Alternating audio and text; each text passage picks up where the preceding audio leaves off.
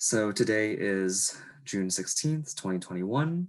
My name is Josh Kim. I'm an intern at the Houston Asian American Archive, and I'll be talking with Chelsea Souza, who is a pianist currently pursuing her doctorate at Rice University Shepherd School of Music. I'm going to ask you questions like in a roughly chronological order, but we'll just follow the conversation wherever it goes. Sure. So the first thing I want to ask is where and when you were born? I was born in Mumbai in India in 1993 in October. Nice. Yeah, so what was it like growing up there? Well, it was, school in India is really a big focus. So I think similar to most Asian communities, like parents really value education. And so it was the same in my family. My parents were very particular about academics and making sure that we studied, but also my mom had a really big focus on extracurriculars. So I remember like being 5 years old and going to gymnastics classes and doing ballet for a little bit, learning how to swim. We did like elocution and drama and painting, so like every single thing, because she believed that it was really important to figure out what a child has a natural affinity for. And so both my parents played the piano, and we had a piano at home, and that's kind of how I ended up starting piano lessons when I was 4 or 5 years old. And that was one of the things I did take to immediately. And so once I started, winning competitions very quickly, it became a sort of dual focus for me. So there was piano and there was my school. Yeah, gotcha. Could you tell me a little bit more about your parents, I guess? Like, what was your home environment like? And, do you have any sort of like early memories, fond or otherwise, that you want to share? Sure. So my dad worked, he was the chief engineer on a cargo ship. So he would be gone for 4 months out at sea, and then he would be home for 4 months. He retired when I was in 11th grade. So that was most of my time at home before I came to the US for undergrad, was that with my dad. And my mom used to run her parents' secretarial school for the years before I was born. And then she quit a year after my younger sister was born. So she was a stay-at-home mom and kind of ran the household and, took care of me and my sister and all of our extracurriculars, and took care of her parents, especially while my dad was away at sea. And I don't know, they both loved music a lot. And I remember my dad used to put me on his lap when I was like 4 years old and, make me play like, a few notes on the piano. I just wanted to sort of bang around and make a lot of noise. And he would try to make me do like 1, 2, 3, 4, 5. And they just, played a lot of music at home. My dad sings and plays the guitar as well. So we grew up listening to a lot of music. And actually one of my strongest memories of the music we listened to was eating breakfast before we went to school, and my dad had these CDs of Chopin, like Chopin's complete works. And so just every morning I remember we would eat like oats before going to school, and I associate oats now so strongly with listening to like Chopin nocturnes. So whenever I hear Chopin preludes and nocturnes and waltzes, it just like immediately brings me back to sitting at our dining table at home and about to go to school. Yeah. Yeah, that's like, so your parents, I guess, like are like the people who sort of inundated you initially with classical music then. Yes, definitely. Yeah. Okay, that's cool. So you have just one sibling? Yes, one younger sister. She's also a pianist and a singer. Okay. Yeah. So like what was your relationship with her like? Especially since you guys do similar things professionally, and how's your sort of relationship, stuck or changed over the years? So my younger sister, she is a year and a half younger. So we are very close in age, and from I think the moment she was born, just from stories my parents have told me, and this is something that's remained in our relationship since then, I've always like taken care of her. Uh Ever since, we went to school together. We were in the same school till I finished 10th grade. So we weren't very close when we were both living at home, just because we were so busy. And but she always wanted to do whatever I did. So she saw me take piano lessons, and so she started taking piano lessons. And so we actually, from a pretty young age, we were competing against each other in a lot of piano competitions that had us in the same age groups Uh, for a few years. And it's been the same since. I mean, a lot of the All India piano competitions I did, like my sister would be the one to come second, or like win it a couple years after I won. So that was really nice, but also interesting in some ways, because I think she often felt like she had to contend with who I was, because most people, especially our teachers in school, knew me first, and then 2 years later she would come along. And I think it was natural for people to draw comparisons, even though we are very different people. Um, but then we went to undergrad, both of us, at Oberlin. She came 2 years after me, and we became a lot closer there. I think it removed us from our childhood environment, and we kind of were growing as people on our own terms. And that gave us a chance to become friends, which we weren't really before. We were just sisters. And so now we're pretty close, and we talk about a lot of stuff. Um, we play a lot of four hands piano stuff together. And it is definitely nice having someone in the same business who I can trust like wholeheartedly, despite us doing the same thing. that's really nice.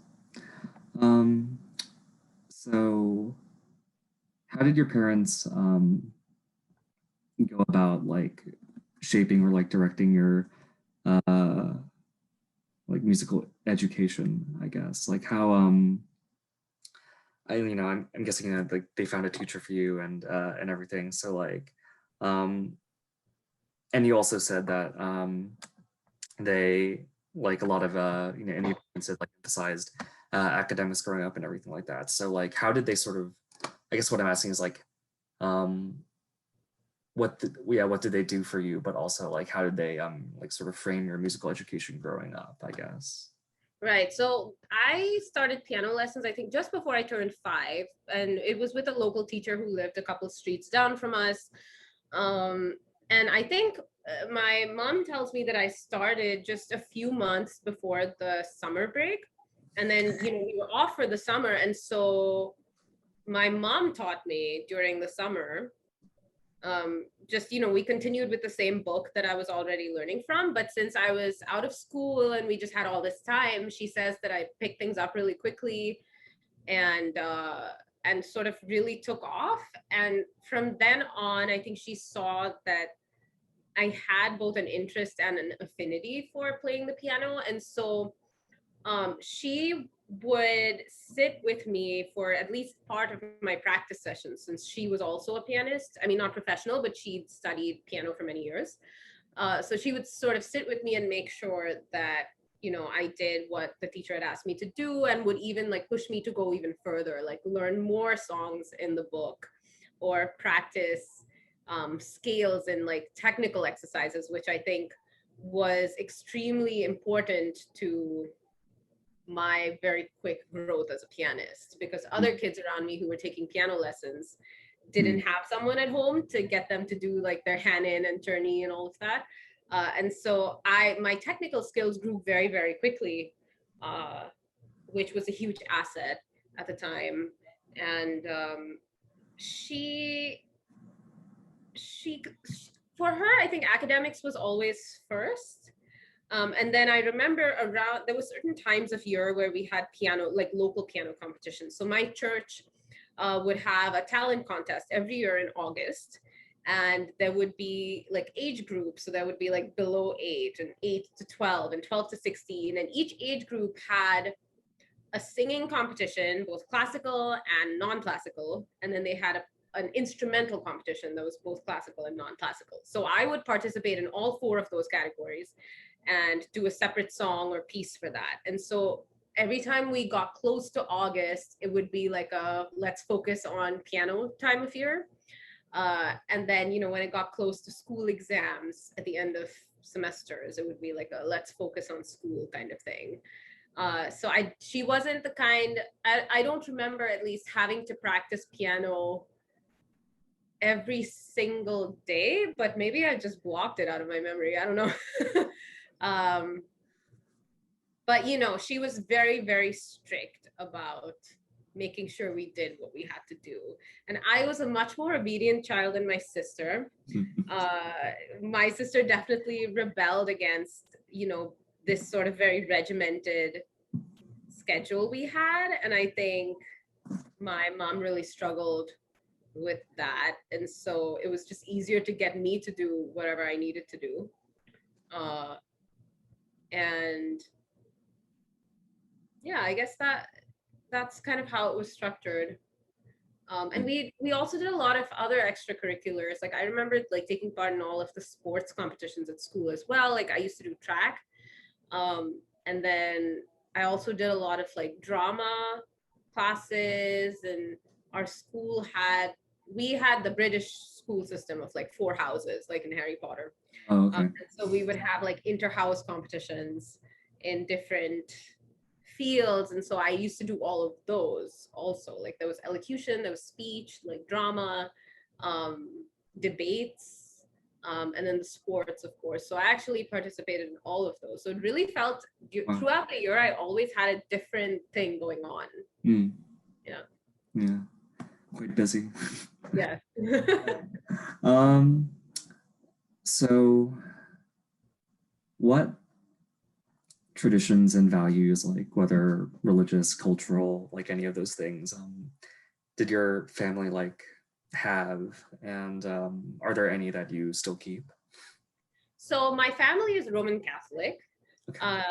And it's a little bit different than I think the Catholicism that people are familiar with in the US, which to me, now having been here for 10 years, it's a lot more rigorous and strict than the Catholicism that my community practiced back home. I mean, of course, there were people who were more religious, but in general, I think church was more about the community and, the routine of you go every Sunday and the people you meet, your neighbors, and then like the community events that would happen through the year, like this talent contest that we always participated in, and like the choirs that would sing at church and things like that. So we were raised Catholic in that we went to church every Sunday, and I did Sunday school. I received my first Holy Communion when I was in 4th grade, and I remember when we were little kids, we would say a prayer, say the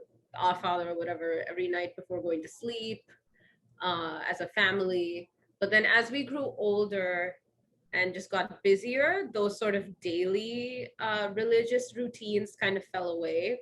So we still did, church every Sunday, but it wasn't a sort of daily force, I think, in our lives. I would say that my family was governed more by Indian values than any sort of religious values. It was, in India, like family is really important, like respecting your elders, respecting authority. And that was definitely something that my parents also tried to inculcate in us, like, respecting your older relatives when you go to a family gathering, making sure you say hello to everyone and all that kind of stuff. But actually within our small unit of the 4 of us, my parents were very open. I was just talking with my mom the other day about how there was nothing we couldn't say to them Like if we were upset or if we were having a fight, we never felt like we couldn't express ourselves or had to keep quiet, which was, I think, a good thing given that our general schedules were so strict. It felt nice that we could at least express ourselves verbally to our parents. Yeah. Okay. Yeah. So what was your grade school education like? Yeah, like you touched on that a little bit, I think, but could you tell me more about that? Yeah, so the school was, it was actually started by, and this is the school I was in from kindergarten till 10th grade. It was called Bombay Scottish School, and it was started actually by an Anglo-Scottish education society. It was originally, when the British were there, still in India, it was an orphanage. Actually, there was a boys' orphanage and a girls' orphanage, and then they were combined into a school. Uh, and so at school, it was actually a Christian school in that we sang like Christian hymns every morning in our school assembly. But I was one of the few Christians at the school because, of course, Christianity is such a minority in India as a whole. Um, so, I mean, Indian schooling, it was pretty typical, I think, of most Indian schools in that there was a huge emphasis on uh, authority. I think for anyone who's grown up in an Asian country, I think back to how our teachers exerted this sort of control over us that is now unfamiliar to me in the US. There was a huge respect, but also fear of what your teachers would do, like complain to your parents or, you know, give you bad marks in the exams. So it was very, very structured around pleasing your teachers, which I really didn't like. I used to get into a lot of trouble for what I think were pretty silly things. Like I loved to read books. Like I was obsessed with reading. And so when we did classwork, I would always want to finish my work and then read whatever book I had. And for some reason, I would get into trouble for that because the teacher would be like, oh, after you finish your work, put your head down and pretend to sleep. And I would like read a book under the table. And then if I was caught, it would be confiscated. So I really didn't like the way our school system was structured, but it did teach me discipline, which I think is the goal for all of these schools. Is we had a very disciplined curriculum. We had a school uniform, and it had to be like in certain condition when we showed up at school, and we would get in trouble if, you know, our uniforms weren't ironed, or if we had hair out of place, or if our socks weren't the correct length and things like that. So it was very particular in that sense. And school exams were like the biggest focus for everyone at school. It was all about who was doing the best in the class, like who was coming first, second, third. You had subject prizes and you had like your overall prize. So exams were definitely a big thing that kind of defined the school year.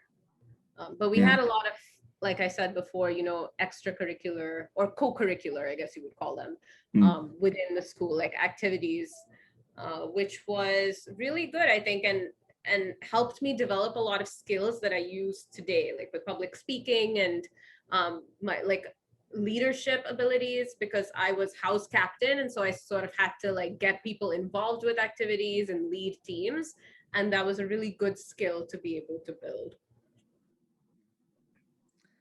Um, who did you hang out with as a kid? So um when I was before, like I reached, I don't know, fourth or fifth grade, I used to play with the kids in my neighborhood. We had like a lot of kids on my street, and we would like ride our bikes up and down and sort of like play with a ball and go to each other's houses. Um, and then as we grew older and we got busier with school and we were all in different schools, I stopped hanging out with them. And then at school, I was very, very shy. Like I said, I like to read. So my favorite thing to do during like the lunch break was to sit down and read a book.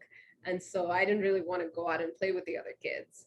And one thing my mom regrets now is that she didn't see the importance of like cultivating friendships. So I didn't do much after school as well in terms of meeting friends.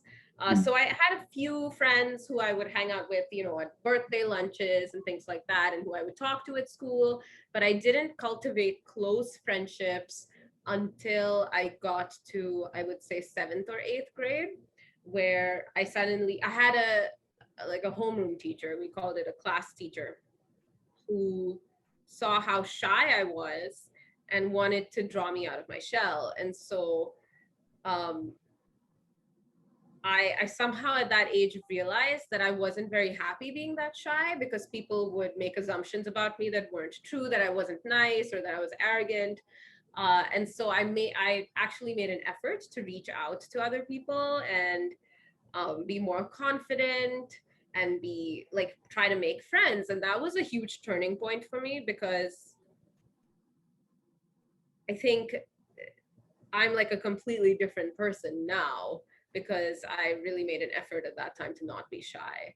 So starting with seventh or eighth grade, I made a lot of closer friends, none of whom were musicians, because music wasn't really much of a thing that people did.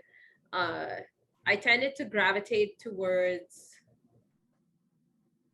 people who loved to read. Like I remember being friends with kids who I could, you know, share books with, and we would talk about like whatever series we were reading, like Artemis Fowl, and then I would work on like our school newspaper with them.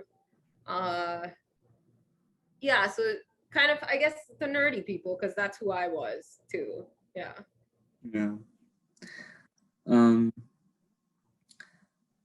So like, to what extent did you, or I guess more generally, like, what's the kind of like relationship between this your like Roman Catholic community in uh Mumbai, and then like sort of like, you know, the rest of yeah, just like the people outside that community. Um like what was your relationship with that? What was your community's relationship with that? Well, I would say that the community I grew up in could be very insular, actually, because the neighborhood I grew up in Mumbai, which is Bandra, is actually a lot of church land. So there were like maybe 5 different Catholic churches, all within like a mile's radius. So there were many parishes like over, you know, that sort of were clustered into this very small area. And so a lot of the people I grew up around, they sort of stayed within that little space. Like they went to the schools in the immediate neighborhood, they married people from the immediate neighboring communities, and it was a very tightly knit community. But my parents chose to send me and my sister to a school that was a little further away. And because of that, we did not develop the same friendships that the kids we grew up next to did. So we were, in some ways, a little bit cut off from some of that community. And my parents didn't make a particular effort to cultivate it beyond during the talent contest time, because at that point we would all get together and we would be like helping the choirs and like taking part in the dramatic section. And so that would be the one time in the year, and of course church on Sunday, where I would see these people who I lived next to. But in day-to-day life, we were kind of cut off from them. And that's definitely something I missed. It would have been nice to have that like neighborly community, uh, more than just, you know, a few times a year.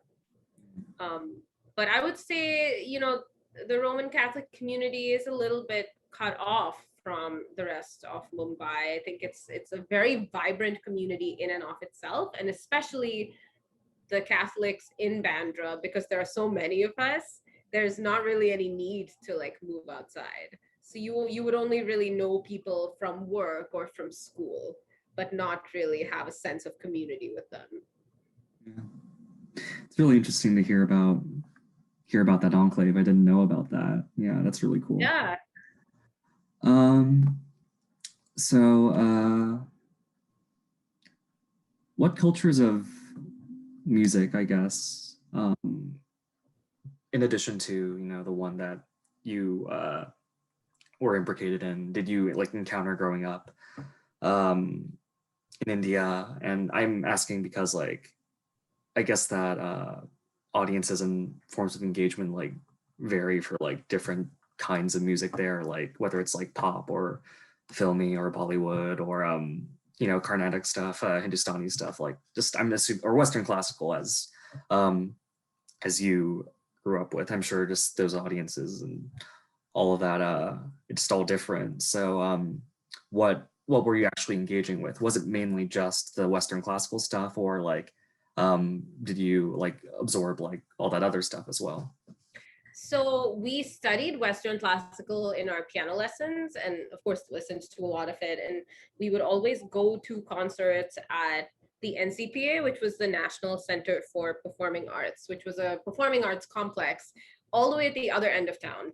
And they had a couple beautiful concert halls, and they would have artists come from all over the world to give concerts there. Like Yuja Wang came to inaugurate the new Steinway piano, like really famous people came there. And so my parents were extremely good about making sure that they took us to as many concerts as we could go to, because it was so far.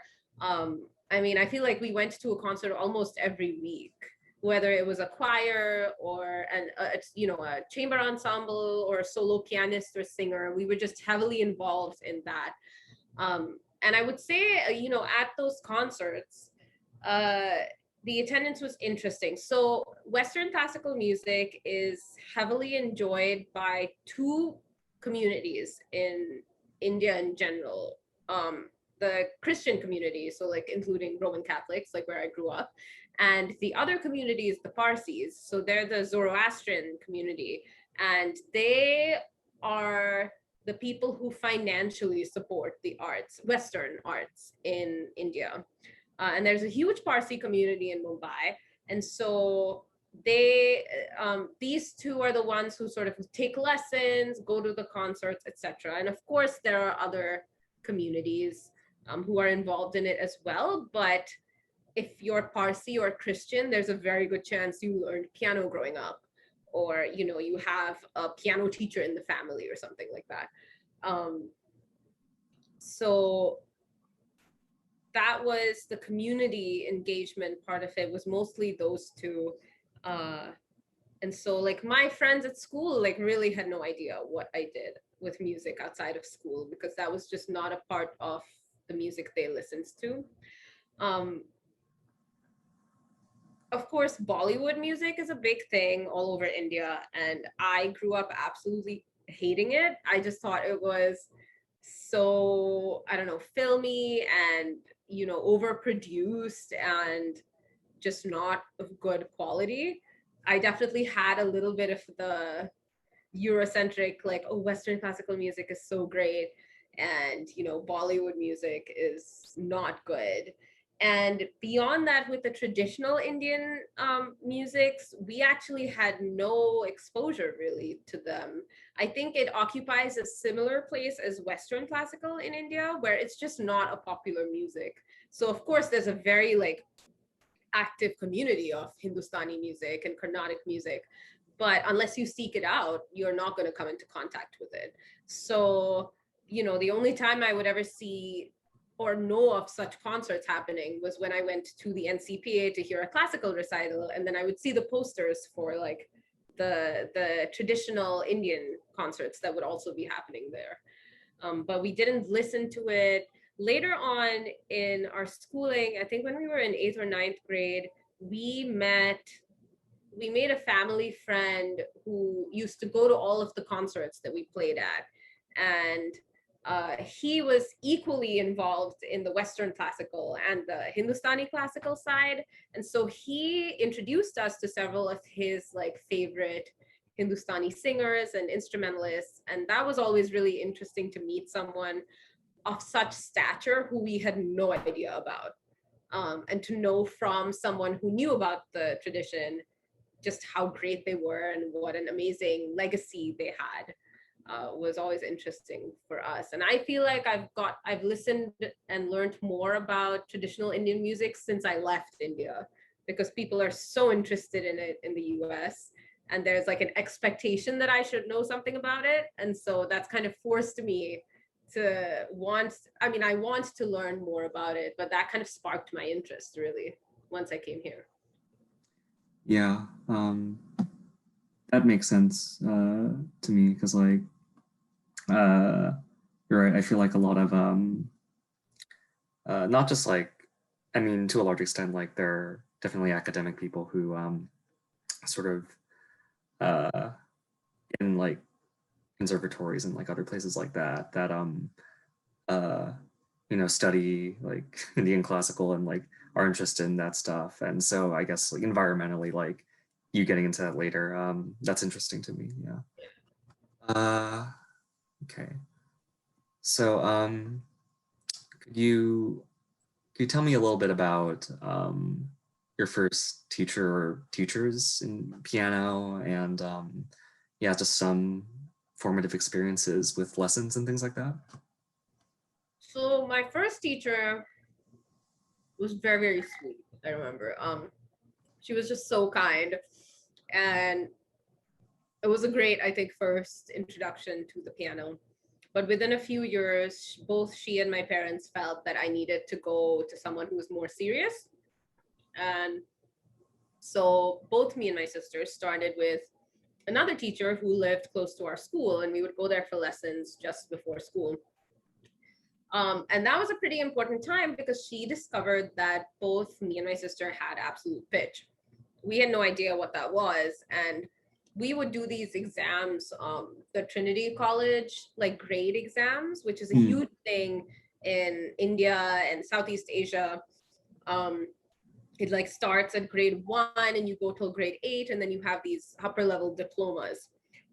So she was preparing, I think I was doing like grade 2 and my sister was doing grade 1.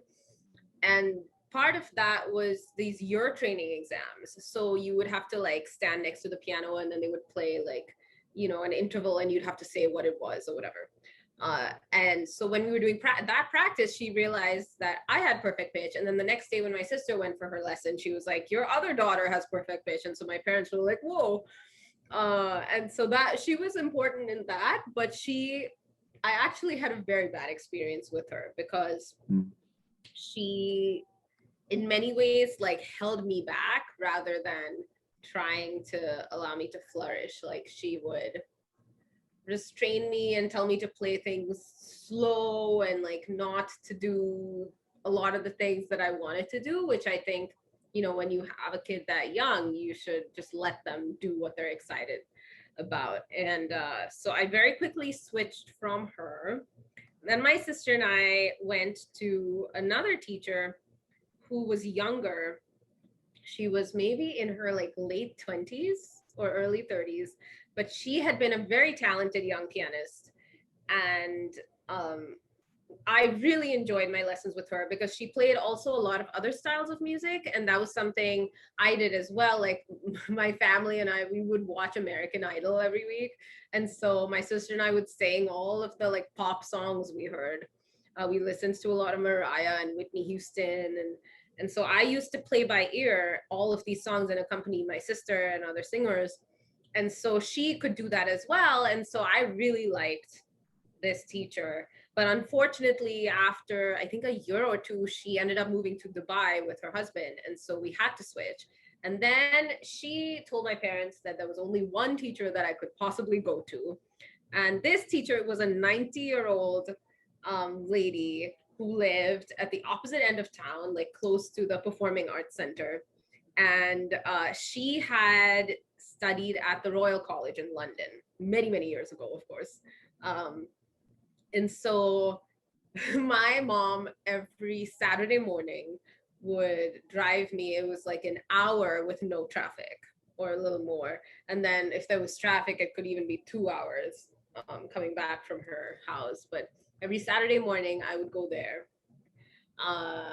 And my mom would sit there in the lesson, and this very old lady would teach me. And she I have never had any problems with injuries in my life of piano playing, and I would say that's entirely due to her because she was really particular about like having a relaxed posture and all of that stuff. So in many ways, because she was so old, she would keep pulling me back and like, wouldn't really work on technique with me, like in terms of fast playing. But since my mom kind of did that at home, it was okay. And it was a good balance between my teacher and my mom. And I was with this 90-year-old lady. Well, she didn't stay 90, I guess, the whole time. But I was with her for maybe 6 years. And then she got so old that she couldn't remember like what pieces I was working on when I would go the next week and things like that. And then in my final 2 years of high school, when I was I was doing a lot of all India competitions and like really doing a lot with music, we unfortunately had to switch. And so I went to another teacher who lived down the street from her, actually. Um, and so yeah, I guess I had a lot of teachers through my time in India. But alongside this, whenever any of the performing artists would come to play a concert, we would always go backstage and ask them to hear me. And so that was, in a way, almost as useful, if not more, than the lessons I was having, because I got these like master classes essentially from pianists from all over the world, and having that much information thrown at you at such a young age, I think I was forced to make decisions about what I wanted to do and what I didn't want to do, and sort of integrate all of these different opinions, which was a really useful skill to build at that young age, because I think most young people are used to just having one teacher who tells them what to do and they follow it. And so having varied perspectives was quite incredible, really. And if I'd been anywhere else in the world, I don't think I would have gotten that opportunity. It's just that for these artists, it was so unique to have a young pianist in India that they were like, yeah, we want to hear what you sound like. It's So cool. yeah. I totally get what you're saying about, the kind of influence of having just one teacher where it's like this kind of like relatively narrow and set way of doing things. But once you start hearing like not just all these different perspectives, but noticing that they're often like contradictory, Yeah, you have to make those choices, right? exactly. Yeah. So that's cool. You mentioned I also read in your CV, you mentioned like these all India music competitions that you participated in. Like, what were those? So three, no, one, two, three of the four of them, oh, two of the four were run by this organization called the Meli Mehta Music Foundation. And Meli Mehta is Zubin Mehta's father. And he was, one of the pioneers of like the Western classical music scene in Mumbai way back when. And so there's a foundation in his name that, of course, Zubin supports as well. And so my first All India competition was when I was 10 years old. And that one was an age group. So I think the age was up to 13 or something. And it was the first competition of that stature that I ever done. And so I had like zero expectation of what was going to happen. And I ended up winning. And I remember it was like my first like cash win. I won 10,000 rupees. And I remember like getting the check, and I told my mom, I was like, what will I do with this money? And of course I never saw it. It went straight into my bank account. But that was like, I remember going home in the car and just like being in shock. And then when I was 13, I did my second All India competition. It was the same organization. And this one actually was up to the age of 30. And so at this point, I was with this old lady piano teacher. And the requirement of this competition was that you had to play a Beethoven sonata. And I was 13. I had never played a Beethoven sonata before, but this teacher was like, well, why don't we try? And you can learn a Beethoven sonata. And I was like, sure. but so she chose for me, and she chose the Les Adieux, Opus 81A, which is not an easy Beethoven Yeah. sonata. If you were to give a 13-year-old a Beethoven sonata, you would definitely not go into the middle or late period. But this was her favorite sonata because she had played it when she was at the Royal College in London. And so she just, I don't think it really registered at her age that I was only 13. And so she just chose it for me. And so I learned it. Um, and I was like chugging along, preparing for the competition, and then this no, he was a Lebanese pianist, I think. He came to give a concert, and then there was a master class organized after the concert, and I was asked to play in it. So I went and I played the first movement of the sonata, and he like had so much to say about it, but was so excited about how I was responding that like he just like kept teaching me. Like I was the last, I think, in the master class, and we just kept going and going. And then he like, my dad had come with me, and he told my dad, he was like, she's really good, like tell me about you guys, what do you do? And he ended up coming to our home for dinner, and then like I had another lesson with him the next day, and that was a really transformative experience, both for that piece but also for like my general musical development. And eventually I came second in the competition, but one of the judges was an Indian pianist who'd grown up in Germany, and she, I guess, saw a lot of potential. And so she asked my parents if I would want to come and spend the summer with her in Germany and take lessons and potentially train to apply to music school in Germany, because she was a professor at the college in Cologne. And so the same organization, the Meli Mehta Music Foundation, they funded the plane tickets. And then I stayed with this lady, and her husband was a classical guitarist, and they had a 2-year-old kid. And so I stayed with them for a month and a half during the summer and took lessons. And then I did that for 2 more summers after that. And that, I would say, is like the big reason why I was able to apply abroad for, for studying piano, because I saw other, undergraduate age students studying piano when I would go to the college with her. I saw they had chamber music classes, they studied theory, like all of these things that I had no idea about, because people don't go to college for music from India. And so that was a huge eye-opening experience for me, because I didn't know that that was a possibility. I had, at that point when I was 13, 14, I had not thought about what I wanted to do in life. And then seeing that, I was like, okay, like this is something that's really interesting to me. Like I'm good at it. I can see myself doing this. And so starting at 14, I was like thinking about applying to school for music. But academics was, still like the priority in my home. So I forgot your initial question. I'm sorry if I got totally off track. No, I think you answered it pretty much. You were asking me about my teachers, right? Yeah, just about just your teachers and your experiences, and you pretty much, covered your music education. So that's all really I was getting at. Yeah. And so your studies in Germany were kind of like what opened your eyes to like doing music professionally? Yeah, I had never seen anyone do that. I didn't know what you studied if you studied music. I didn't know what the other subjects were.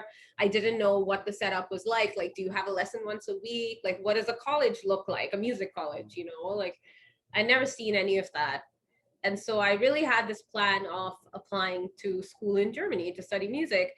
But then in 11th and 12th grade, I switched schools. I went to a school where most of the students ended up applying to the US or to London for higher education. And that was my first experience meeting kids who were on that track. So they did AP classes. Like you couldn't, it's not the same in the US where you switch, like you replace a normal class with an AP class. Here in India, since we have to do our Indian school board, we do the AP classes after school, like an extra thing. So they offered AP classes. They, like lots of them did the SAT, all of that stuff that I had no idea about. And they would have college fairs, and representatives would come and talk about all the different US colleges. And so when that happened in 11th grade, I started to think about whether I wanted to do just music, which is what I would have had to do if I'd gone to Germany, or if I wanted to, if I was interested in other things as well. And I decided I really wanted to continue music, but also study other subjects. Like I felt like I had done music and other things all my life. And it didn't feel right to stop everything else and just focus on music quite yet. So I sort of switched tracks at that point and thought about applying to the US because they had, you could double major, you could do double degrees, all that kind of stuff. And that's how I ended up going to Oberlin. Yeah. So as you've mentioned like a few times, like you're, and since you did the double degree program as well, like you were juggling like a lot in terms of academics, music, co-curriculars, jobs, things like that, like just in high school and college. I remember reading, actually, when I was doing my research, I remember reading like this one article I think you wrote for Oberlin like several years ago or something like that. And you're talking about this experience of like juggling a lot. And you wrote that you eventually kind of, like focused, I guess, as you, moved on in college. So like, um, could you tell me about like, I'm curious, like what impact do you think like juggling all those things had on your mental health, and how did you eventually sort of like come to focus a bit more? So interestingly, I never felt that I was busy in the moment. Like, especially when I was in school, I never felt like I didn't have time to have fun because I don't know, my mom was both very strict but also very like loving and affectionate, and she liked to have fun herself. So what would happen is that we'd be working very hard, and then all of a sudden she would be like, let's go see a movie. And that was something that was really nice for us as kids, like um like we would watch American Idol as a family and like do all of these fun things. So I never felt that my mental health, even looking back, that it was affected by all of the different things I did. Okay. um when I got to actually, when I was in 11th and 12th grade, I remember when piano was really becoming a huge focus for me. And at that point, I'd cut down on the other co-curriculars at school. Like I didn't, do the inter-house competitions anymore. I remember feeling really bummed about that. Because up till 10th grade at my old school, that had been such a huge part of my life. But out of necessity, like in 11th grade, I was doing the licentiate diploma in the Trinity College exams. And that's like, it says that that certification is the equivalent of like the end of your undergraduate degree in music. And so it was a big deal exam. And I really, I had to practice several hours a day. And so I couldn't sign up for the AP classes I wanted. I couldn't do like the track relay that I really wanted to do. And that was a huge bummer for me. But eventually, looking back, I think it was a good thing that my parents helped me focus on the piano, because that set me up for college. Like you can't do everything at college. And so when I went to Oberlin, it's such an open and exciting place, because there are so many people there doing different things, and you can tell they've had different interests and are like bringing that to college and trying to take them further. And so I remember in my freshman year, like when I wrote that article, I was just so drawn by all of the possibilities around me. And because I was good at doing so many different things, I felt like a draw to continue that. And then I very quickly realized that while you could like, how do I say it? You could interact with all of these different things, but you couldn't do them to the level that other people were doing them when they were just focused on them. And so that kind of necessitated a withdrawal from a lot of the things that I was interested in, but not passionate about. And I actually think that I didn't I didn't feel like I was that busy when I was at Oberlin either. My struggles with, I would say my mental health was most impacted when I had to really think about how I was going to transition what I was doing into a career beyond school. Because while it was in school, it was all fun. And, it was just, how do I do this thing and move on to the next thing? And then when I was a senior, since it was double degree, it was 5 years. And so in my fourth year, I started in this performance and improvisation program, which was really cool. We would form a band of like half classical and half jazz musicians, and like write our own music and play world music and things like that. And I enjoyed that so much that I started to have these big doubts about like being a classical musician. At that point, I did not know that you could be a classical musician, but still fulfill my other interests of like improvising and playing off a lead sheet and playing in a band and things like that. So I really thought it was either one or the other because I didn't see anyone who was combining both. And I had this like big crisis my senior year, like where I was like very depressed because it felt like I either had to completely forget about the improvising and just be a very serious classical pianist, or I had to completely switch tracks, from something I'd been doing for 15 years to something that I liked a lot, but didn't have the educational backing for. Like I had never been taught how to improvise. I played by ear, but compared to, the other jazz pianists at Oberlin, I felt like I was so lacking in training. And that was a huge crisis for me. And I remember feeling very, very depressed because it felt like such a huge choice to make.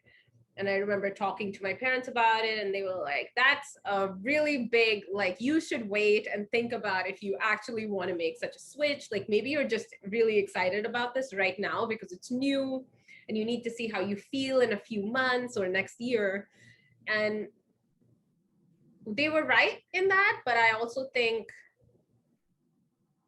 what I needed was to see other people like me doing all of these different things and combining that into a portfolio career. And I didn't see that until, I don't know, I was in my master's, or once I came to Rice, even like I started to hear about, classical musicians who were crossing genres and things like that. I feel like that didn't answer your initial question, but No, I maybe think it's not, it's not always about just answering questions and then that's done. It's, just wherever the conversation goes. But that's definitely that I guess these various sort of like forks in the road or like choices that you've had to make that you've had to resolve. Yeah, I enjoyed hearing about that. So yeah, so you went to the US to study at Oberlin. What was your, you've talked a little bit about it, but what was your initial experience like? What cultural adjustments did you find yourself having to make? Yeah, so like, what was good, what was tough, etc. so I'm sure you know what Oberlin is like a little bit. It's kind of a place where like anything goes, right? And coming from India, where most people operate on very strict like traditional Indian values, I definitely thought like my parents were on the more liberal side in India. Like they were very open with what they talked about. We were not like forbidden to do anything. My sister and I, but I went to Oberlin, and I'd always kind of felt that like Indian society was so limiting in many ways. And then I went to Oberlin where anything was possible, and I loved it. I just, there was no, people often ask me like, was that a huge cultural shock? And sure, it was a shock in that it was really different, but I just felt like I fit into it immediately. I'm in general like a very open-minded person. So I love seeing and experiencing new things and new ways of life. And I definitely like went to the other extreme, when I was at Oberlin, I like experienced, as much as I could, like went to all sorts of events, like had the craziest conversations with people.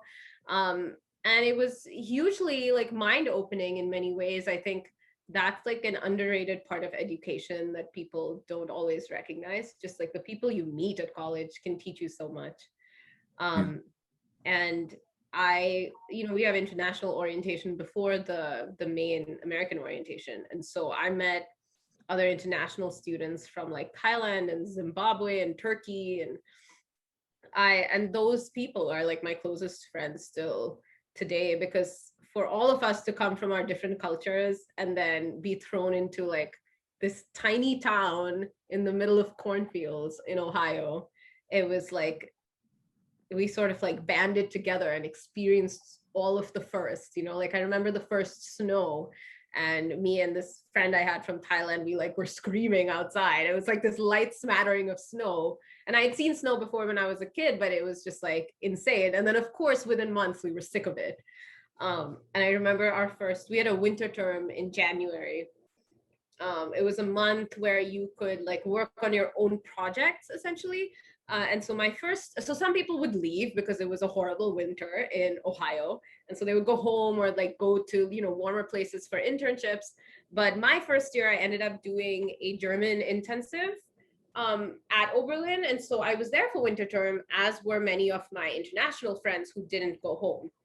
And the dining halls are closed during that month, or you have to like purchase it meal by meal. And so we decided to just get together and cook in the dorm kitchen, which is not an ideal place to cook, but we would like trek through the snow to like the local grocery store and then like buy food and then cook together every evening. And those were like really great, I don't know, bonding experiences, and a great way to make a new place feel like home, I think. Um, yeah, and musically also, Oberlin is such an open place. I think I, was pretty strictly within the classical idiom before I went to Oberlin, although I played by ear and all of that stuff, but I had no exposure to new music before I went to Oberlin, because there's no interest in it or exposure to it in India. And when I went to Germany also, there wasn't really much new music at the college, at least that I encountered. And so Oberlin has a very robust new music program. Like their contemporary ensemble is one of the best in the country, and that has a fantastic director and conductor. And my junior year, I had this like opinion of new music that was like, it just, it sounded like noise, and it was just not interesting and didn't excite me the way, tonal music did. And then my junior year, I was kind of forced into playing one of the pieces because the original pianist had dropped out. And so one of the piano faculty like begged me. He was like, the concert is so soon, please do it. And I had such an amazing time like learning it, because it required skills that I had, but weren't as heavily prioritized in traditional tonal music, like really good rhythm and like being able to follow a conductor. Those are things that I think are not like the average classical pianist doesn't have to use as much. And those were things that I was really good at. So I felt like an immediate affinity for new music. And so that opened my eyes to something that's really important to me today. And then of course like the whole world music and improvisation that I did at Oberlin, like I think Oberlin was extremely formative for me as a person and a musician. Yeah. Um, yeah, it's interesting to hear about that formative experience you had with playing piano. And that. Well, what piece was it? It was a piece by Augusta Reed Thomas, I think. Oh, okay. Yeah. Um, but yeah, just in new music and contemporary classical, like so often, much more than the canonic classical idiom, like uh, performers like have more active roles a lot of the time, and also what you're talking about, like that attentiveness to conducting and the collaboration or attentiveness to collaboration that engenders. So Yeah, there's a lot of precision required, I think, which you can get away with, when you're playing tonal chamber music. Um, yeah. So it was a cool experience. yeah, it's cool. Um, so you also, in addition to music piano performance, you also majored in politics. That was your other degree. So, yeah, what drew you to that subject? What within politics like most engages you? So when I went to Oberlin, I really had no idea what I would major in. I thought economics for a little while because that had been my like extra elective subject in high school.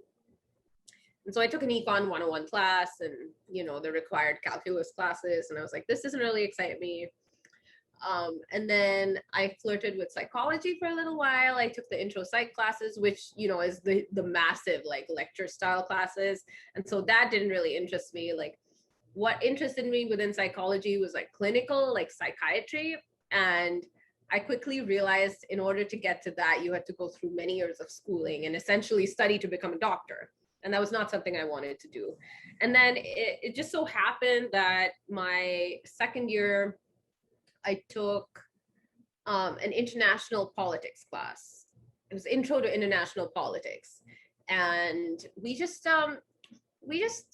it was a very, I don't even remember what we studied in the class actually, because it was such a general intro to, theories and like conflicts. But I remember really enjoying it. It felt so relevant and interesting to learn that I was like, okay, maybe, this could be my major. So I think I declared it after that semester. And then my junior year, I took what I think it was the most interesting class of my time at, within the college at Oberlin, which was international law. And, international law both exists and doesn't exist. Like there's no really enforceable international law. You have treaties and, organizations like the UN and whatever. But it was just so interesting. We wrote these like memos that we would be given like imaginary scenarios and imagine like we were international law, practitioners, and we would have to make recommendations to one country or another, like what is permissible and what is not. And I remember I was with one of my friends in the class, and we would just like spend hours at the library looking up like obscure treaties and laws and like coming up with these really intense memos. And that was really fun. And so I decided then that if I was not going to do music, that would be what I would do. I would do law with a focus on international law. And so at that point, I was like pretty set within the politics major. But, I did so much more within the music school that politics was never a huge focus for me. Like I still, made sure I did well in all my classes, but I didn't do any of the like internships, for example, that my friends would look for over the summer. I would, go to a music festival every summer. And I didn't look for any of the, politics extracurriculars that one might need to apply for grad school, for example, or to get a job. But I don't remember consciously making that decision. I think I was just so good and like so active in the music school that it just felt natural to continue along that path. So I never really sat down and decided that music was what I wanted to focus on. Yeah, gotcha. Makes sense. Cool. So after Oberlin, you went to Peabody. Yeah, tell me about that. Tell me about your experience there. Peabody was very different from Oberlin. There was much less sense of community and openness to like different musical styles. And I actually felt quite stifled at Peabody, I would say. However, my teacher at Peabody was amazing. And those 3 years that I was at Peabody was the biggest period of pianistic growth that I experienced during, my time in the US.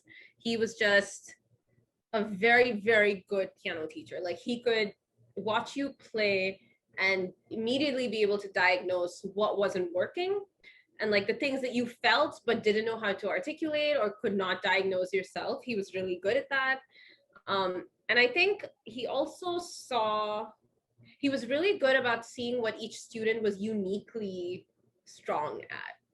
So I feel like when I auditioned for master's programs, I had a lot of passion and vitality in my playing, but it wasn't necessarily supported by the technical skill that one might expect. And he sort of saw all of this potential and said, well, this is something I can work with.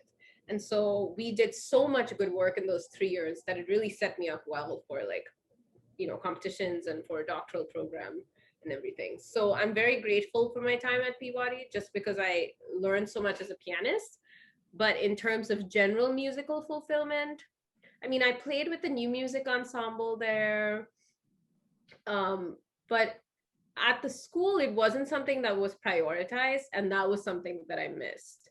Like the quality of the new music program there wasn't, at least the part that was like supported by the school, it wasn't very well supported. And so I definitely lacked that. But I did play a lot of the student composers' new pieces. And so that was something I found out that I had a natural affinity for, was just like interpreting something completely new. I think especially with those composers, they liked having me play their pieces because I could imagine what it might be, if it was played with intention and just with gestures and things like that, rather than like trying to play all of the notes very perfectly, which is, I think, what a lot of classical pianists tend to do, when they play new music, which kind of loses the general idea of it sometimes. So that was something I did a lot. I did a lot of premieres. One cool thing that I got to do was play with Alarmal Sound, because there was like a residency they did. So that was, I guess, definitely a highlight of my time there. Yeah, that's cool. Branching off of the thing you said about playing work by composition students and new music.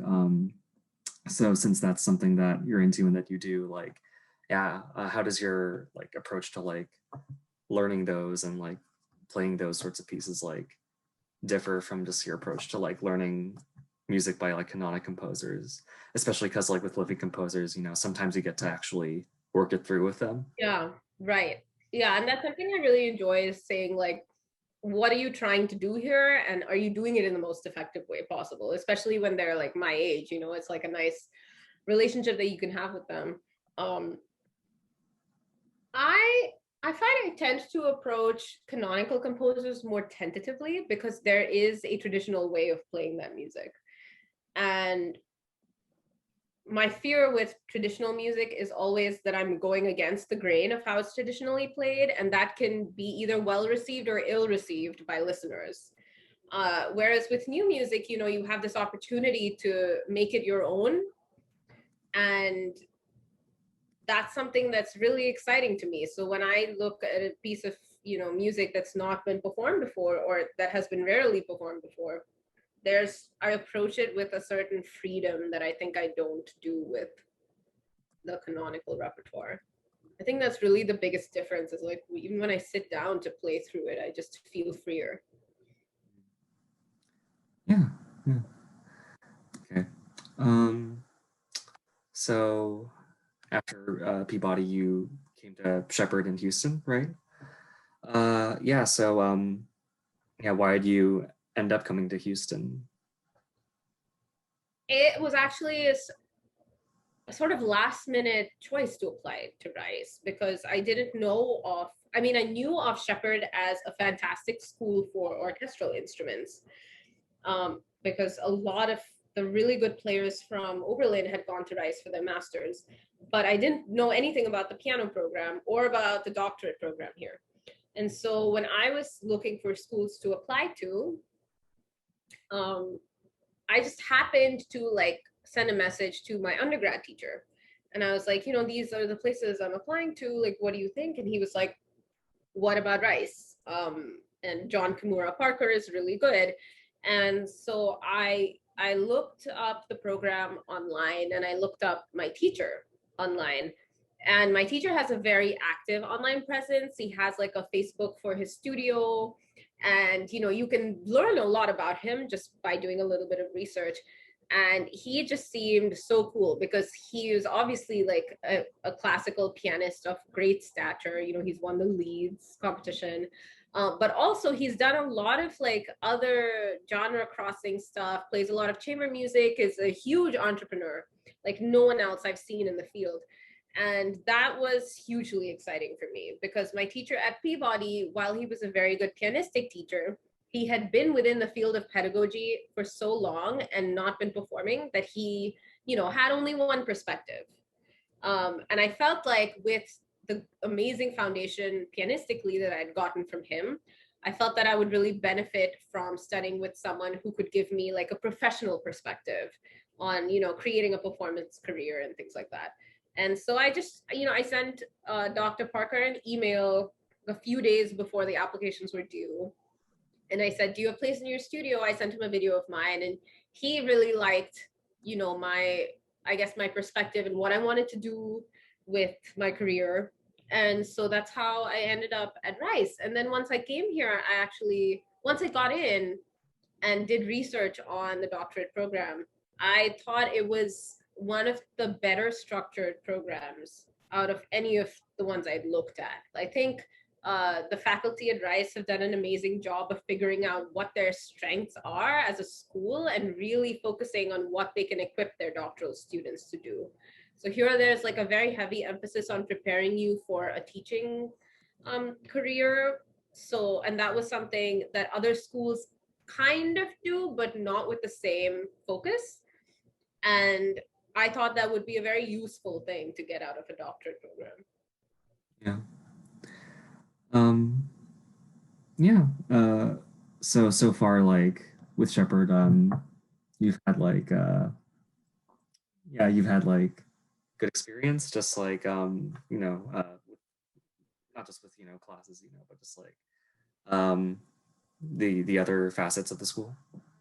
Yes, I think Shepherd is amazing. I think there's like a level of rapport with the students, between the students and the faculty and the administration, that most other music schools don't have. It's kind of similar. I think the level of community is similar to Oberlin, which is something that's really nice. I think everyone seems to be on the same page. And since it's such a small school, there's like a lot of care from the faculty to the students, which is really great. So yeah, I've had a great experience. Everyone is very open to like new ideas of things you might want to do, and very supportive. So it's great. I think that's a general, what I've seen, a general atmosphere at Rice as a whole. Yeah, it's great. So what do you like about Houston generally? Like, if you've had time to sort of, you know, immerse yourself in the city, or get to know the city. Like, so far, what do you appreciate about it? I think especially coming from first Oberlin and then Baltimore, I think Houston's diversity is like its greatest strength. I mean, the fact that I can walk down the street and get like amazing tacos and then go and get a banh mi and like all of these things, it's like in Baltimore is diverse, but I feel like segregated, and Houston's diverse. I think there are neighborhoods that might be like predominantly Indian, or a Chinatown and things like that, but it feels like everywhere you go in Houston, you're encountering people from all over the world and with different perspectives and different cultures, which I think is amazing. And that's something I've really enjoyed, is like I've met so many different people in my time at Houston. I have a church job and it's about 20 minutes away, and that church is like an LGBTQ friendly, minority friendly church, and those services are so uplifting. I mean, atheists attend, and the pastor is a gay Black man with a husband, and they really promote a feeling of community and acceptance that I previously would never have associated with the South, to be honest. Like before I moved to Houston, it was kind of scary to think that I was moving to Texas, because the furthest south I really ever lived was Baltimore. And so I was apprehensive about moving to Texas, but I really don't think Houston, at least the parts of Houston that I've been in, I don't think it feels like the Texas I imagined. People are very welcoming and inclusive. And I feel like this is the first city in the US that I felt was home. Yeah. Yeah. Yeah, that's interesting. So in addition to, I guess, like music school and this church, like, are there any other communities you find yourself in Houston? So I'm a young artist with the Da Camera Chamber Music Society, and through that I've done a lot of performances at like museums and schools and things like that. And so through that I've met a lot of different people. Like obviously the people who come to the museums are really like from all over. Like they come from within Houston, but also outside, like tourists who are visiting. And we often play like rather obscure new music in these settings, and so people are all it's always interesting to see people's reactions to them. And then of course I've done like little things like music encounters and teaching sessions at schools. And like recently we performed a newly composed school song that Nikki composed actually for the hub. Told me about that. Yeah. So that was also really cool because I had no idea that there was this school that specifically catered um, to kids with like learning disabilities or who just need like different help in Virgin school. kids, yeah. Yeah, and so that was pretty amazing to see that there was a very robust community that supported that. Yeah, so I feel like I've seen a lot of different like random communities in my time in Houston. And then one of my friends here works with West Street Recovery and does a lot of like social work around. And so I've played at little benefit concerts to raise awareness for like when they were trying to stop the highway expansion of I-45. And then Nikki and I actually like cooked all those meals after the freeze for to donate to people who, you know, who didn't have access to their kitchens or whatever. And so I feel like I've met more people doing completely different things than I ever have in my other time in other spots in the US. Yeah. Yeah, that's really cool. I relate to the thing you said about I don't know, I just thought the thing you said about yeah, the music that's like played in museums and things like that. It's funny that I think that that's probably one of the most visible venues in which like people hear like sound art or like more Right. new music and things like that. And it's to the point where like I think a lot of people's uh first encounters with experimental or new music in and of itself is like this sounds like museum or exhibition music.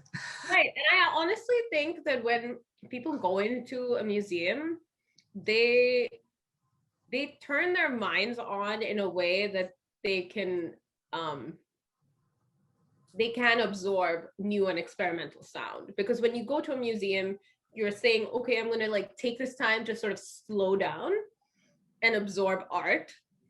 And that is a very helpful frame of mind for like hearing new music for the first time, you know, because it's such a time oriented art music. Like you have to just sit and process it as it develops through time. And it's very hard to do if you just like hear it on a computer screen or encounter it in any other setting. It's like much easier, I think, to do in a museum. Yeah, that makes sense. Yeah. Um, so how would you say that I guess like how would you say actually I don't maybe I'll come back to that one later actually. Sorry. um, let's see. So once you know, the pandemic happened, like yeah, how did that impact you initially? Like how did that change things for you? What was it like at first and how are things now? So I think the biggest impact that the pandemic has had on me is that I've not been able to go home in 3 years now. So the summer when I first moved to Houston, my parents visited for graduation and they helped me move here. So considering, and then, you know, the following summer, last summer, I would have gone home, but of course the pandemic happened. And this summer as well, I was planning to go home in the middle of May, like right after classes ended. But COVID has been really bad in India. It's like suddenly got really bad towards the end of April. And so my trip is now postponed to December. And so it'll be 3.5 years, that I haven't been home. So now it feels weird to even call it home because I'm so much more comfortable here in my like little apartment in Houston. And I've just forgotten the sensation of being home in my childhood home and walking down the street and eating the food and the smells and the air is different. So that's been something that's really hard. I haven't seen my parents in it'll be 2.5 years. Um, and that has really sucked. Yeah. When the pandemic first started, I was doing pretty good in terms of keeping myself busy because I think everyone was like motivated to, reach out to people and have Zoom calls and like FaceTime chats and catch up. And in a way, it gave me a chance to do all of those things that otherwise I didn't have time to do. But I felt a huge drop in my motivation to practice. Like, performances were canceled. It felt like I had nothing to practice for. And I realized that a lot of my motivation to practice was extrinsic. Like it was motivated by like, what is the next thing that I have to prepare for? And that was kind of eye-opening because I realized like I can't always rely on that extrinsic factor to motivate myself. And it kind of forced me to slow down and really think about what I wanted to do with music. Like what did I want to stay within academia, or what did I want to say even with the music I played or with who I am as an artist. And then of course, the Black Lives Matter protests started happening. And that was also like a big turning point, I think, for people, especially within the field of classical music. We're so behind on issues of diversity and equity and inclusion. And fortunately, that was a bit of a wake-up call for a lot of organizations and people in charge. And they, for better or for worse, have been taking all of these steps to ensure that their organizations are woke. And some of those have been more superficial than others.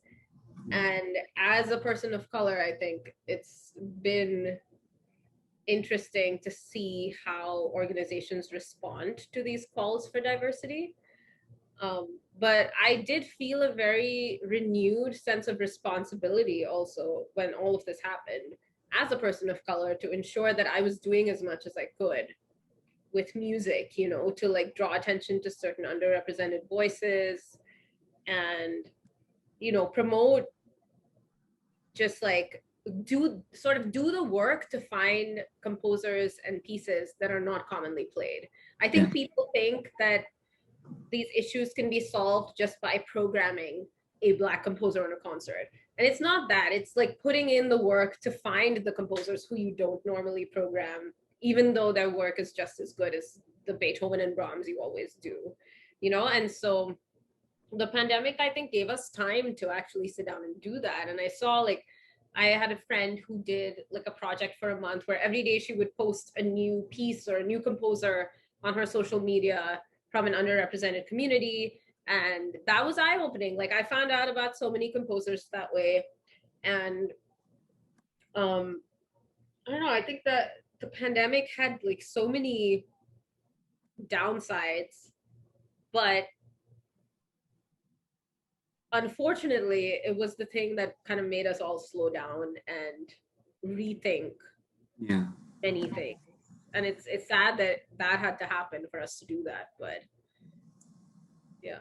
I would say like coming out of it, I don't want to say my mental health is better, but I do feel like I know myself better. Yeah.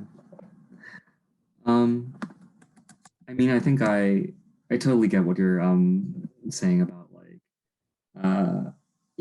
the work that like needs to be done in terms of not just like finding, but kind of like on erasing like these like works of classical and classical adjacent music by like all these like people of color and like non-men and things like that. I mean, I think when I was like doing research, I remember that even during last semester, you told us about this performance of something by this composer. I'm not sure how to pronounce it. Milad Yusufi, is that it? Oh yeah, Milad Yusufi. Yes, he was Yeah, yeah, an yeah. Afghani refugee, yeah, composer. Yeah, yeah. So that's really cool. I also something that really kind of made made me excited was I saw that you also participated in a performance of Anthem by George Lewis. I love George Lewis. Yes. He's such a like idiosyncratic mind, just the way he like incorporates like interactive electronics and improvising. Yeah, I gotta say, like, because we're that concert series that I did it for is based in Austin. And so we put it together with click tracks. So I didn't hear any of the other parts. I just recorded mine with a click track, which was not a fun experience at all. Not the like recording with the click track, but just my part was so difficult and I just couldn't figure out its context within the piece, which is normally like how you put together a new music piece is Right. stand your part within. And I like couldn't do that, and it just sounded like a whole mess of nothing to me. And then hear it like finally put together and the piece as a whole, I was just so blown away. Like I hated the piece when I was learning it, and then thought it was so cool once I saw the video, which I don't know if you saw, but I can send you. I saw that. I found the video on YouTube, I think, and I saw that it was like a Zoom setup kind of thing. But yeah, that's super cool. Okay. Um, Something I wanted to, I guess, follow up on that you touched on a little bit was like, well, you're mentioning how like you haven't been home in like 3 years, and like sort of not able to see those people, or in general like yeah, that the isolation with the lockdown and everything. So um more generally, just like having lived in these different places and moved and all that, and having made relationships and friendships in these places, like how have you maintained them? Has there been any like difficulty in that? Yeah, I think I have very few people I'm still close to from back home.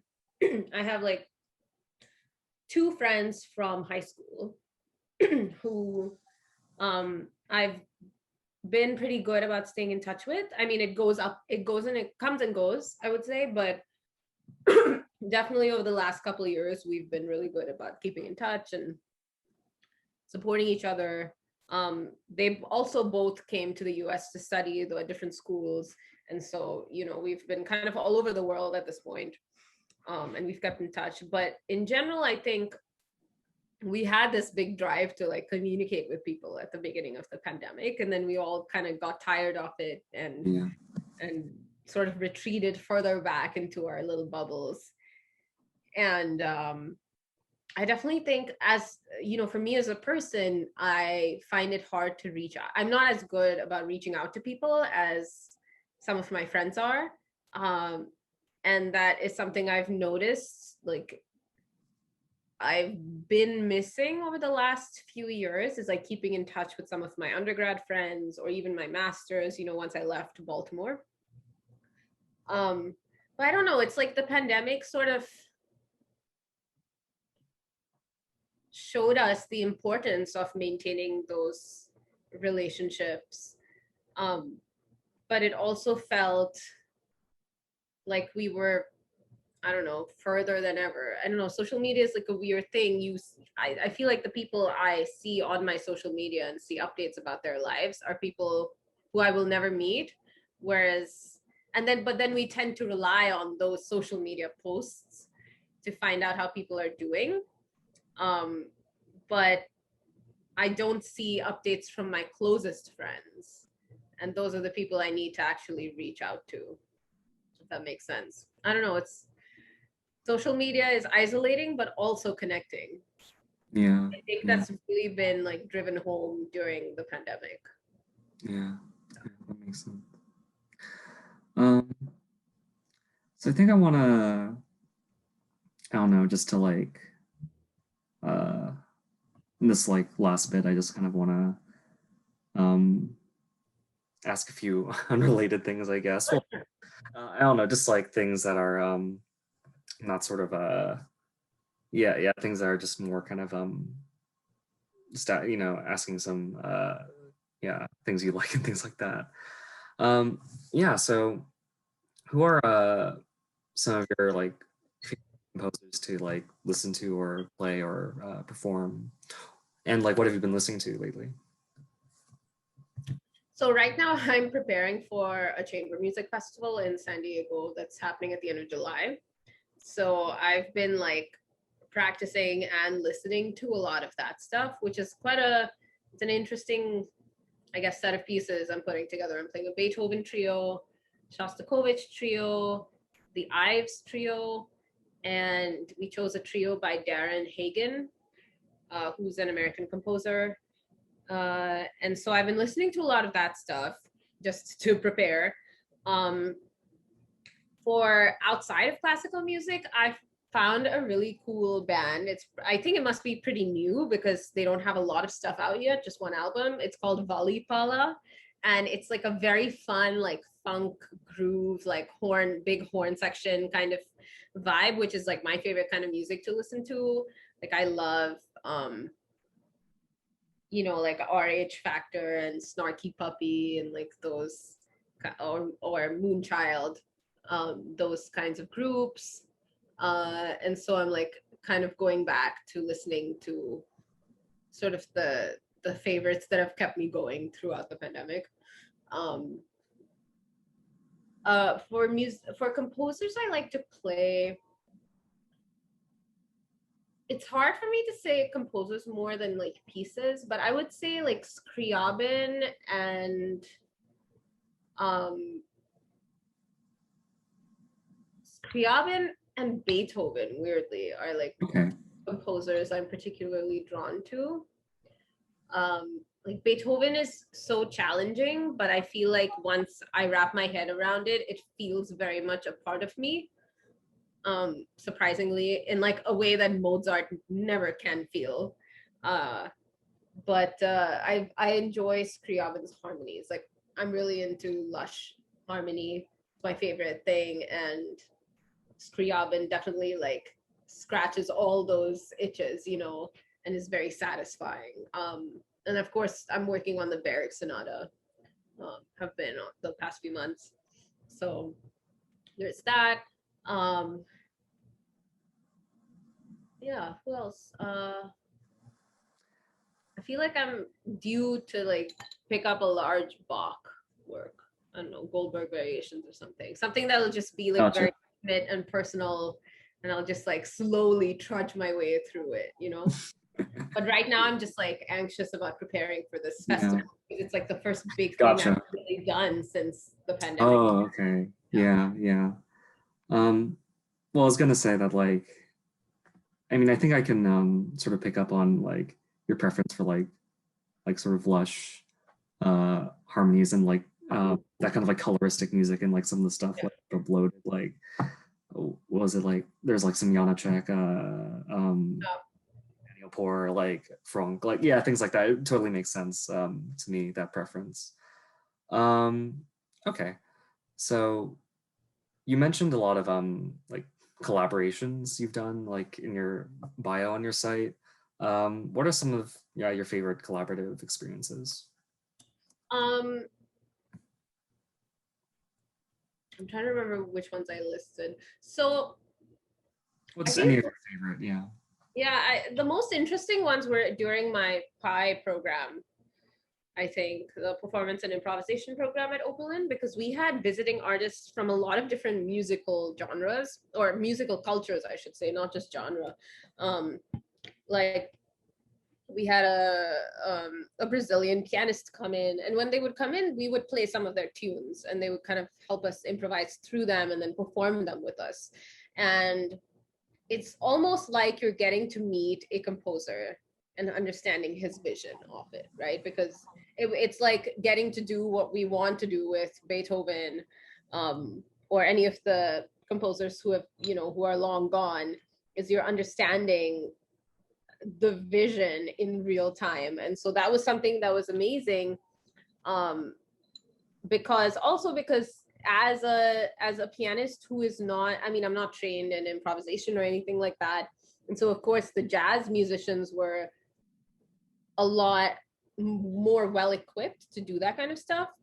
But I found that these visiting artists and the jazz musicians in general had a lot of respect for what I brought to the table as a classical musician. Like,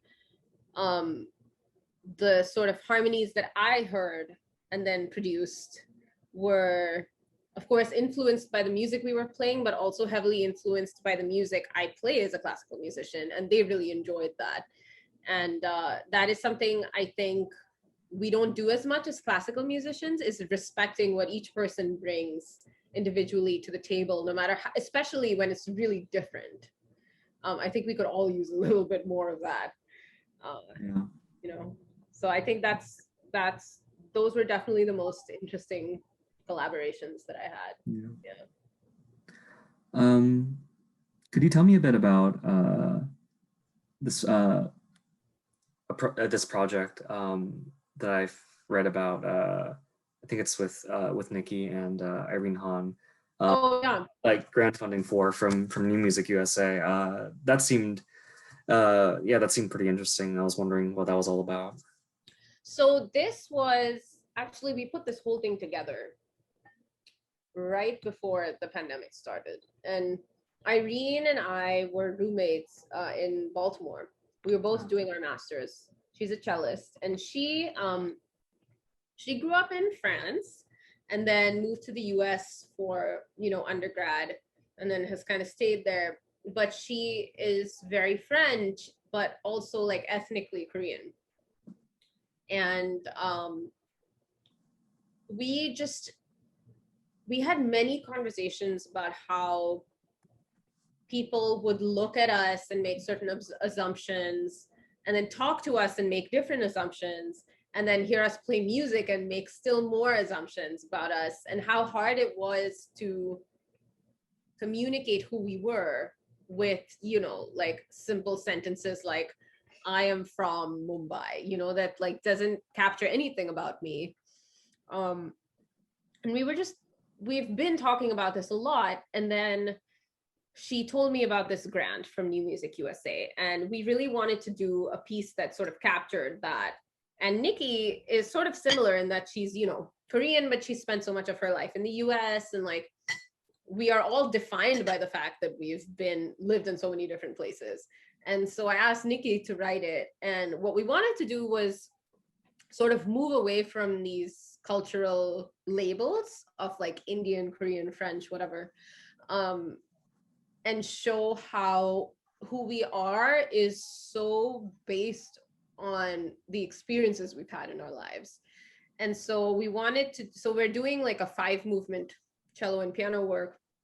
And the whole point is to foreground the individual, the individual's experience. So there's a movement based on each of the 3 of us, and then 2 more people, and a film to kind of go along with it. So we're going to do an interview with this person and sort of get a general view of their life story, like what's brought them to the point that they are in their lives right now.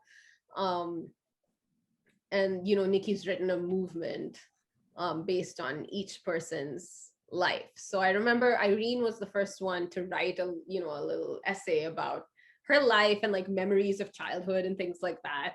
And it was so interesting. Like Nikki read it, and then she picked up on like the most random thing. So Irene had mentioned this street, like Rue Rambuteau or something in Paris, where she'd grown up nearby.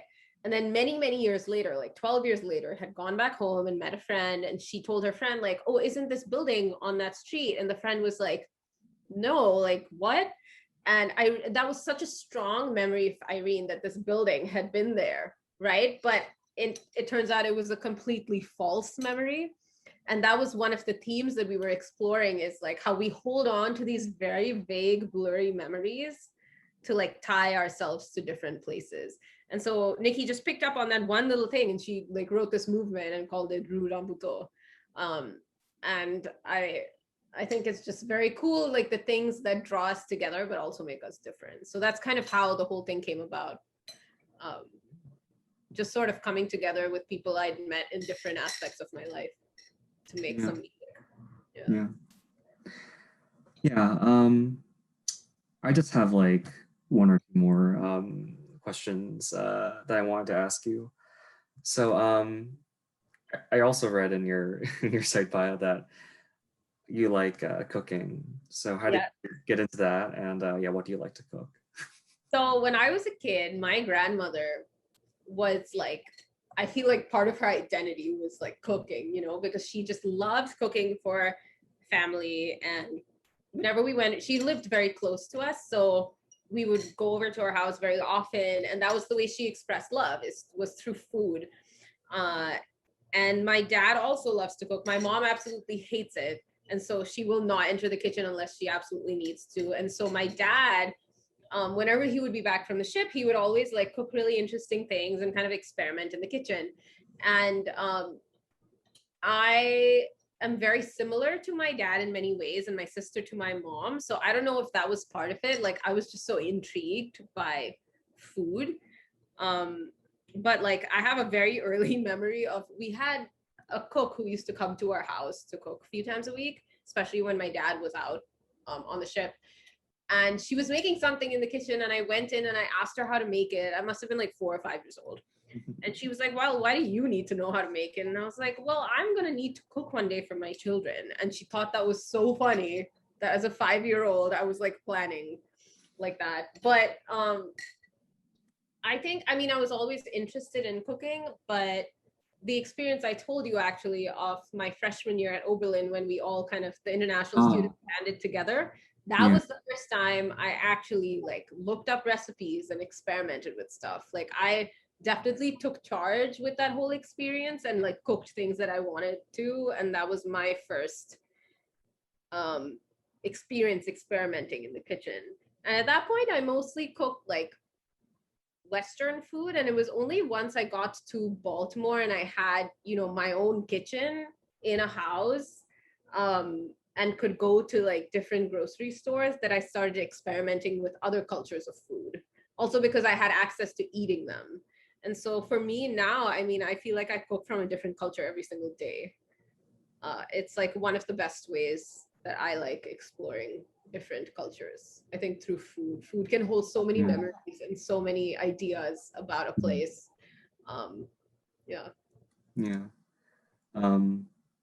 I mean, the food culture in Houston is like my favorite thing about Houston. It's concomitant with its like diversity, you know, and just absolutely so much here. Cool. So the last thing I want to ask you is could you share with me one thing you love about yourself? Oh, okay. I love that I always want to try and learn new things. I have, I think, a curiosity about, or I guess, an interest in novelty that makes me constantly seek out learning opportunities, which it keeps me interested and excited to like, for every day. Like every day is a new opportunity to sort of try something new and experiment. And that is something that I love about myself. Yeah. Thanks for sharing that. I think that's all I wanted to get through. Is there anything else you would like to talk about, or that you wanted to be asked? I feel like we covered my entire 27 years of life. So that was pretty. We've covered a lot. Yeah. We've covered a lot. Yeah. Yeah. No, that was great. I can't think of anything that. All right. Well, yeah, I had a really good time talking with you and like getting to know yeah, your life story and all that. It's yeah, yeah, just really enjoyed, hearing everything you had to say. Yeah. Cool. Well, thank you for asking me to do this.